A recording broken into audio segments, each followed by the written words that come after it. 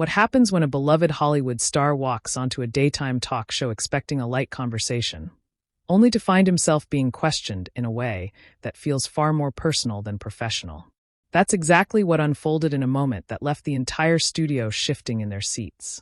Make sure to subscribe to Talk Show Fallout and like and comment for more talk show coverage. The hosts welcomed Brendan warmly, the audience clapping as he smiled politely and settled into his seat. The tone at first was exactly what you'd expect: friendly, appreciative, focused on his recent work and the attention it's been getting. Brendan spoke calmly, thanking everyone and keeping things grounded, clearly not trying to play into any hype. The other hosts leaned in supportively, nodding along, giving him space to explain how he sees his career. Not as a comeback, but simply as continuing his journey. Then the tone shifted. Joy leaned forward slightly, her voice cutting into the flow of the conversation with a question that immediately felt sharper than the rest. She asked why he had disappeared at the height of his career, and even though she framed it as something the audience might be wondering, the phrasing landed heavily. The room grew quieter, and Brendan paused, not defensive but careful. He explained that he hadn't disappeared, that he had been working, just not always in the spotlight people were used to seeing him in. Joy didn't back off. She pressed further, pointing out that he wasn't leading major studio films anymore and asking directly what caused that shift. One of the other hosts tried to gently move things along, but Joy continued, insisting it was a fair question. Brendan stayed composed, acknowledging that it was complicated, mentioning health struggles and personal challenges without going into unnecessary detail. His tone remained steady, but the emotional weight of the topic was clear, and the audience began to respond with quiet murmurs of support. As the conversation continued, another host highlighted his openness and courage, trying to bring the tone back to something more respectful. Brendan nodded, appreciative, but Joy introduced a new angle, suggesting that sometimes these kinds of struggles become part of a public narrative, almost like a comeback story that gets built around a person. That comment drew a visible reaction from the audience, a mix of surprise and discomfort. Brendan responded calmly but firmly, saying no one chooses to go through difficult experiences just to create a narrative. The exchange grew more tense as Joy continued to challenge the framing, suggesting that even if it wasn't intentional, the industry and media might shape it that way. Brendan acknowledged that others might see it differently, but made it clear that his own experience wasn't something crafted or controlled. The audience began to clap more noticeably, sensing the sincerity in his response. Another host tried again to steer the conversation back toward his work, but the tension had already taken hold. Joy then questioned whether the emotional depth people were praising in his performances came from real pain or was simply acting. That question hung in the air for a moment, and Brendan answered thoughtfully, explaining that all acting draws from something real: life, empathy, personal understanding. His response was measured, but it carried a quiet intensity that shifted the room again, prompting supportive applause from the audience. Instead of easing up, Joy pushed further, suggesting that audiences might romanticize suffering, turning it into something that enhances authenticity. Brendan didn't agree with that at all. He stated clearly that suffering should never be romanticized, that it's not something anyone would wish for, and that if anything, it simply changes you. That answer resonated strongly, and the audience responded with louder applause, some people even nodding visibly. Just as it seemed like the conversation might stabilize, Joy introduced another sharp point, mentioning critics who claim his return is driven more by public sympathy than by performance. The reaction was immediate, audible gasps and a ripple of disapproval through the audience. The other hosts visibly shifted, clearly uncomfortable, but Brendan remained composed. He acknowledged that he had heard those opinions before and said he focuses on doing his work and letting people decide for themselves. When Joy asked if those comments bothered him, Brendan admitted honestly that they did, emphasizing that he's human. That moment created a brief pause that felt heavier than anything before. He followed it by saying that the connection audiences feel isn't about sympathy, but about something genuine in the work itself. The audience responded again, louder this time, clearly on his side. Still, Joy questioned whether people were really responding to his performance or just the story around him. Brendan answered that stories only matter if there's truth behind them, subtly pushing back without raising his voice. The tension between them was now unmistakable, and the audience seemed fully engaged, reacting to every exchange. As the segment neared its break, Brendan shifted slightly forward and explained that he doesn't see the attention as being about him specifically, but about people seeing parts of themselves in someone else's journey. That comment softened the room, drawing a strong, supportive reaction from the audience. Another host reinforced that point, calling it powerful, but Joy, still unconvinced, dismissed it as possibly just good public relations. That final remark drew the strongest reaction yet: gasps, scattered boos, and immediate pushback from the other hosts. Brendan paused, took a breath, and responded with a quiet but firm statement that he doesn't have a PR strategy for his life, he simply lived it. That line landed heavily, and the audience erupted into applause, some even standing. The hosts quickly tried to regain control, signaling a transition to a commercial break, but the tension lingered clearly in the air. As the music started and the cameras began to pull away, Brendan remained composed, while Joy sat back, still holding her position. The moment didn't feel resolved. It felt like something that had just begun, leaving everyone wondering what would happen when the show returned. When the show returned from break, the energy in the room hadn't reset the way it usually does. There was still a noticeable tension lingering between the hosts, and the audience, while clapping, seemed more cautious this time, like they were waiting to see what would happen next. Brendan sat in the same relaxed posture, but his expression was more focused now, less casual than before. One of the hosts jumped in quickly, almost as if trying to recenter the conversation, thanking everyone for staying with them and steering things back toward Brendan's work. Brendan responded, politely speaking about his approach to acting, how he prepares for roles, and how much effort goes into understanding a character beyond just the script. For a few moments, it felt like things might settle. The hosts nodded along, asking about specific scenes, the emotional depth of his performance, and how he connects with audiences on such a personal level. Brendan explained that he tries to listen more than he talks when working, that he pays attention to small details, and that he respects the responsibility of telling stories that people might relate to. The audience responded warmly, clapping at certain points, clearly appreciating the sincerity in his answers. But then Joy leaned back in, her tone quieter this time but still direct, and said that while his answers sounded thoughtful, there was still something she didn't quite buy. The shift was immediate again. The other hosts glanced toward her, one of them even letting out a small, nervous laugh as if hoping to soften what was coming. Joy continued, saying that sometimes celebrities become very good at saying the right things, phrases that sound honest but are carefully constructed. That comment drew a mix of reactions from the audience, some murmuring, some clearly uncomfortable. Brendan didn't interrupt her. He listened fully, maintaining eye contact, and then responded in a calm, steady voice. He said he understood why people might feel that way, especially in an industry where image can be controlled so tightly. But he added that not everything should be reduced to strategy, and that sometimes people are just trying to speak truthfully about their experiences. His tone wasn't defensive, but it carried a quiet firmness that made it clear he wasn't going to let the implications slide. Joy pressed again, asking how viewers could tell the difference between something genuine and something rehearsed. One of the other hosts tried to jump in, saying that audiences are smarter than they're often given credit for. But Joy kept her focus on Brendan. The room grew quieter again, the audience leaning in, sensing that this wasn't just a casual exchange anymore. Brendan paused before answering, choosing his words carefully. He said that he doesn't expect everyone to believe him, and that trust isn't something you can demand from an audience. It's something that builds over time.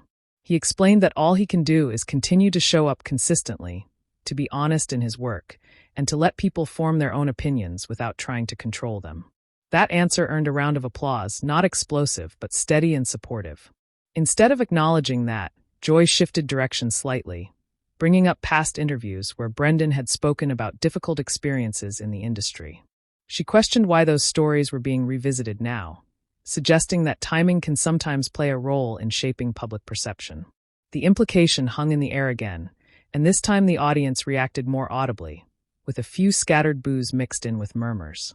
One of the hosts stepped in more firmly this time, saying that people share their stories when they're ready, not when it's convenient for anyone else. Brendan nodded in agreement, adding that it took him a long time to feel comfortable speaking about certain things, and that it wasn't something he approached lightly. His voice softened slightly as he said it, and the room seemed to quiet down in response. Joy, however, didn't fully back away. She said she wasn't questioning his experiences, but rather the way those experiences are presented in the public space. She pointed out that media narratives can shift quickly, turning someone into a symbol almost overnight.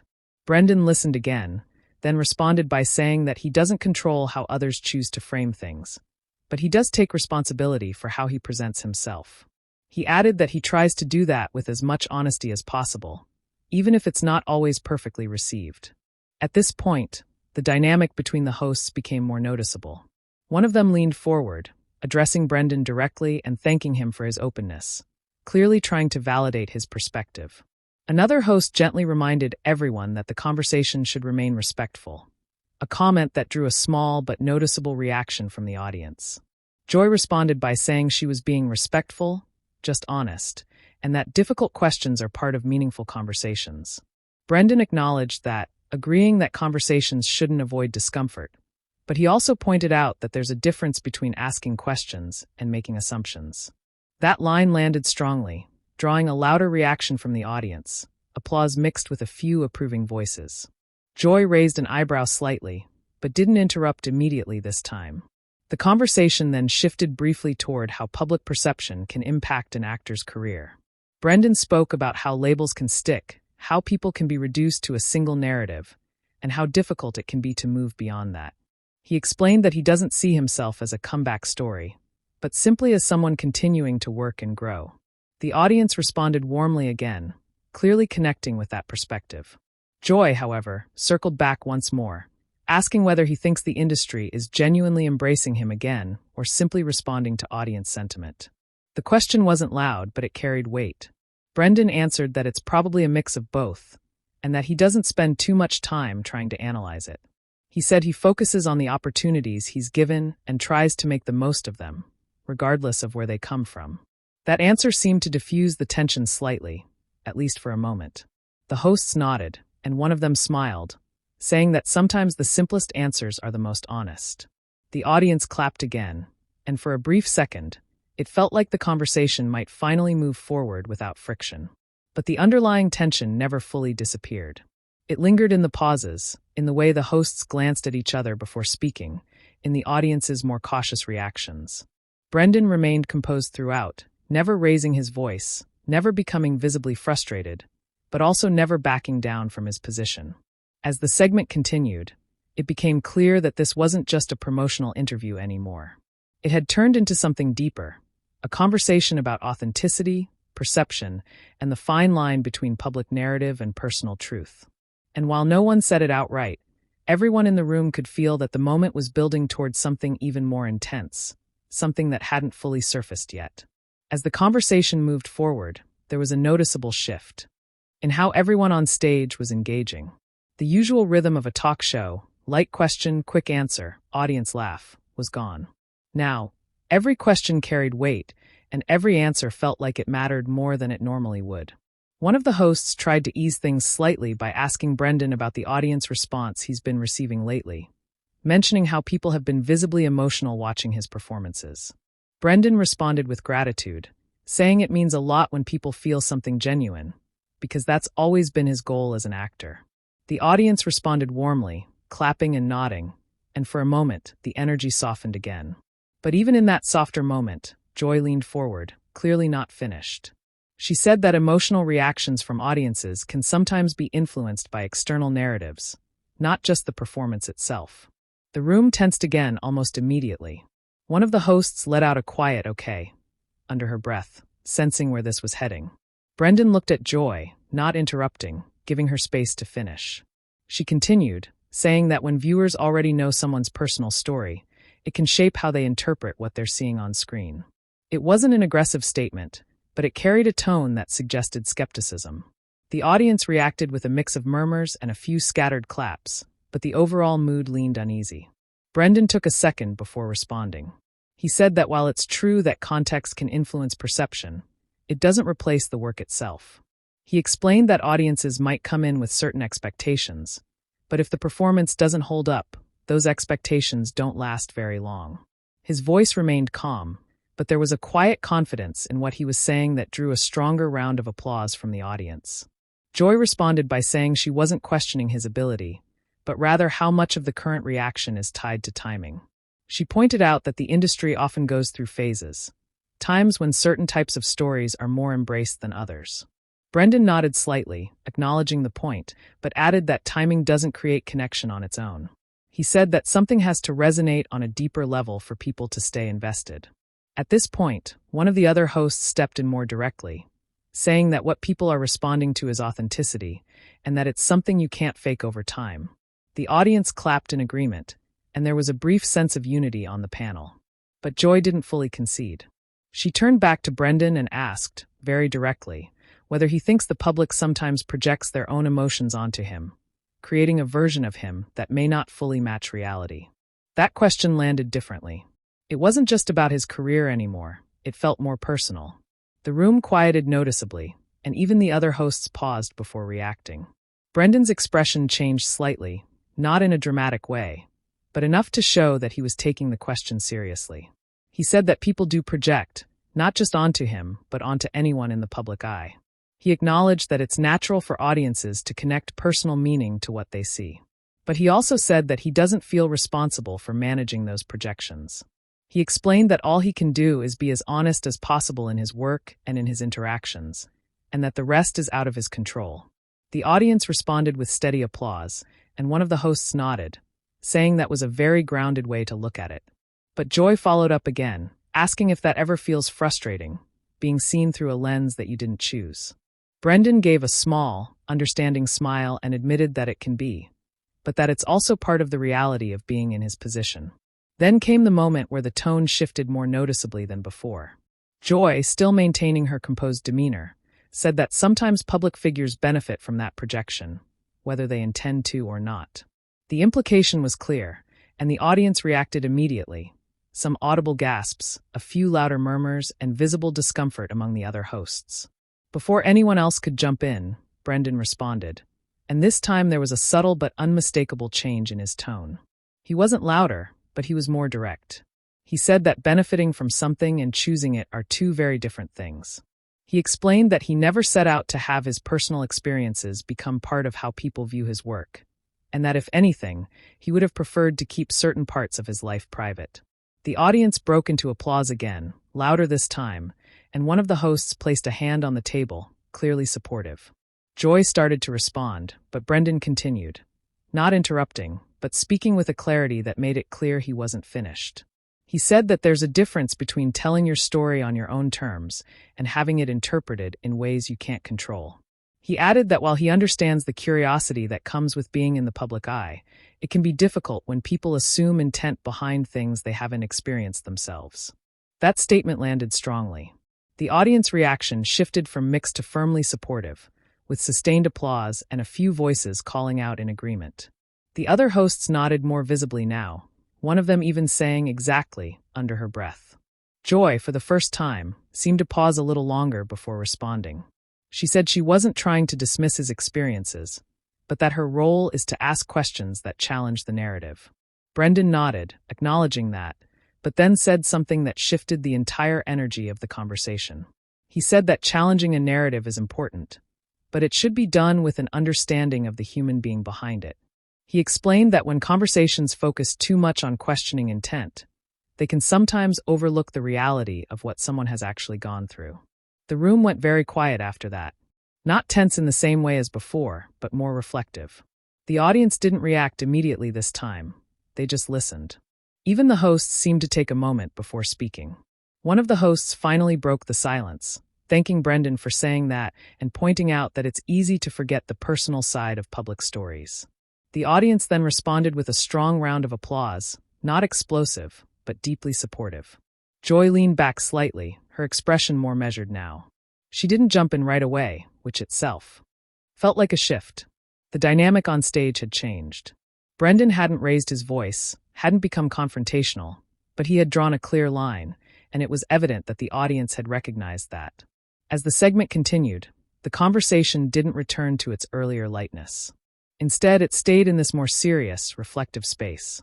Brendan remained composed, answering questions thoughtfully, while the other hosts seemed more intentional with how they engaged. And even though the discussion was still ongoing, there was a sense that something significant had already happened. A moment where the balance of the conversation shifted, not through conflict, but through clarity. As the conversation moved into its final stretch, the energy in the studio felt completely different from where it had started. What began as a promotional interview had turned into something much heavier, and everyone on stage seemed aware of it.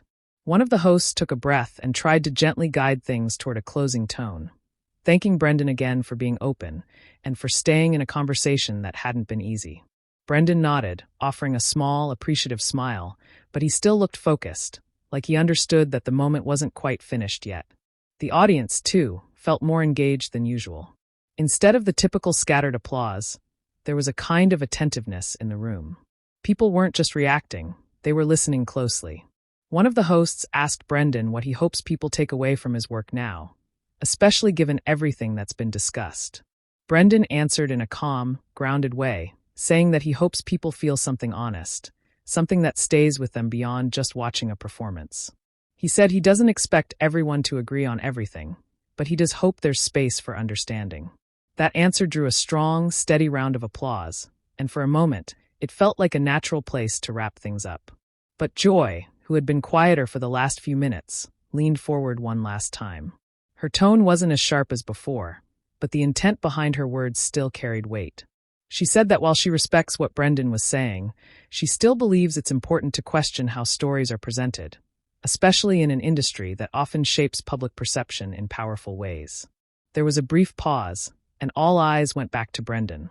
This time, his response was shorter, but it carried just as much impact. He said that questioning is important, but so is listening. He added that conversations work best when both sides are willing to do both. It wasn't confrontational, but it was clear. The audience reacted immediately, a mix of applause and a few audible, "yeah," responses from different parts of the room. One of the hosts quickly stepped in, thanking both of them and emphasizing that this kind of dialogue, while uncomfortable at times, is what makes conversations meaningful. Another host added that respect has to remain at the center of it, and the audience responded with another wave of applause. Joy gave a small nod, not fully backing down, but also not pushing further. The tension didn't completely disappear, but it settled into something quieter, more controlled. As the segment officially wrapped, the host turned back to Brendan, thanking him again and wishing him continued success. Brendan thanked everyone on the panel, including Joy, and that small gesture didn't go unnoticed. The audience clapped louder at that point, some even standing, clearly showing support for how he had handled the entire exchange. The camera began to pull back slightly as the show transitioned toward its closing, but the energy in the room still felt charged. When the show cut to its final moments, the applause continued longer than usual. Some audience members were visibly talking to each other, reacting in real time to what they had just witnessed. The hosts exchanged brief looks, some relieved, some still processing, and Brendan stood up, shaking hands and offering polite smiles as the cameras faded out. But what happened after the show was just as telling. Behind the scenes, clips from the exchange started circulating almost immediately. Audience members who had recorded parts of the conversation began posting online, and within hours, the moment was being discussed across multiple platforms. Viewers were split, some praising Brendan for staying composed and standing his ground, others debating Joy's approach and whether her questions crossed a line or simply reflected honest skepticism. Social media quickly filled with reactions. Many people highlighted Brendan's calm responses, pointing out how he never raised his voice but still managed to push back clearly. Others focused on specific moments, his line about not having a PR strategy for his life, and his comment about the importance of understanding the human being behind the narrative. Those clips, in particular, gained the most attention, being shared repeatedly with captions calling the exchange powerful, uncomfortable, and real. At the same time, there were also discussions defending Joy, with some viewers saying that talk shows are meant to ask difficult questions and that challenging public narratives is part of the job. The debate didn't feel one-sided. It felt like a genuine split in how people interpreted the same moment. And that, more than anything, kept the conversation going long after the show had ended. By the next day, entertainment outlets were picking up the story, analyzing the exchange and breaking down key moments. Headlines focused on the tension, but many also pointed out the restraint shown on both sides. What stood out wasn't a dramatic outburst or a loud confrontation. It was the quiet intensity of a conversation that didn't follow the usual script. For Brendan, The moment seemed to reinforce what many viewers were already saying about him, that his strength isn't in dominating a conversation, but in staying grounded within it. For Joy, it sparked renewed discussion about the role of a host and where the line sits between honest questioning and pushing too far. And for the audience, both in the studio and watching from home, it became one of those rare talk show moments that felt unscripted, unpredictable, and real. Something that people would continue to revisit and debate long after it aired. So what do you think? Was this a necessary conversation, or did it go too far? Share your opinion in the comments and subscribe to Talk Show Fallout for more real talk show stories.